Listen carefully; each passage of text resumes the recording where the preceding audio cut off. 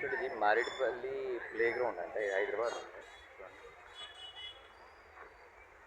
Play ground పెద్దదే, పర్లేదు, చాలామంది క్రికెట్ ఆడుకునే స్పేస్ ఉంది.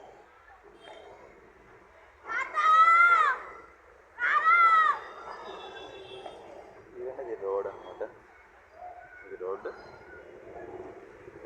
ఇది వెళ్తున్న playground, west Marredpally playground అంట. గ్రేట్, బాగానే ఉంది కదా.